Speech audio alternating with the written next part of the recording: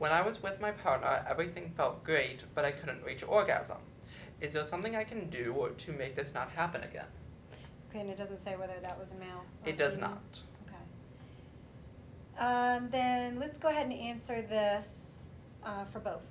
Okay. So there are several male-specific things and female-specific things that we can talk about at another time, but for now we'll just talk about something that is extremely effective for both. Just as we mentioned before with regard to premature ejaculation, psychology has some ways, and sex therapy has some very successful ways to deal with anorgasmia, the inability to reach orgasm with a partner. And one of the chief among them in efficacy is this idea of something called sensate focus. And sensate focus involves two partners, and it involves several nights of homework. And so generally if you go to see a therapist as a couple and one or both are having problems reaching orgasm, the therapist will tell you the following. They'll say, you have homework for the next few nights, please do not have sex. And the couple usually says, okay, yeah, we won't have sex. And the therapist reiterates, please do not have sex. These are homework assignments that are not sexual. I don't want you to have sex. When you see me next week, I hope you'll tell me you haven't had sex. So then the couple agrees to this, and they go home with their homework assignment.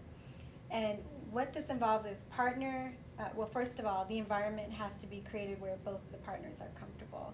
So time has to be created for interaction, intimate interaction. The space has to be something that they're both comfortable with. And so sensate focus involves night one partner will lie down and get very comfortable, and the other partner will actually massage them. And it's not sexual massage. So they're asked to stay away from the genitals or any erogenous zones. And there's a giver, that's the person giving the massage, and a receiver, clearly the person receiving it. And the receiver has to communicate to the giver, this feels good, that doesn't feel good, I like more pressure here, less pressure here. And they spend the evening or whatever time they've set aside doing that with no sexual interaction, and again, no touching of genital or erogenous zones. The next night they switch.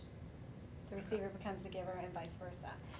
And they do this for a few nights. And what we find is that this can help with lots of things. This can help with not only inability to reach orgasm, but it can help with premature ejaculation in some cases, and it can help with lack of excitement, and it can also help with erectile difficulties. Because all of those things can be related to stress, anxiety, difficulty in being uninhibited. Because sensate focus brings with it the expectation that you're not going to have sex, that takes the pressure off. And invariably what sex therapists will find is that couples who sometimes come in for therapy and they've had erectile problems or orgasm problems for years and maybe haven't had sex for years will call the therapist the next morning after one night of sensate focus and say, sorry, we had sex. And it was really good. So sensate focus is extremely successful, but the couple has to remember not to have sex. They have to remember at least to try not to have sex. That's the goal, because that's the only way to take all the pressure off. Okay. Well, that seems to be all the time that we have for this week.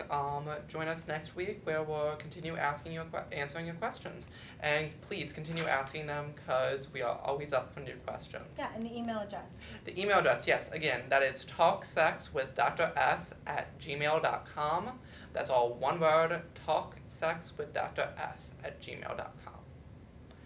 Bye now. Thank you.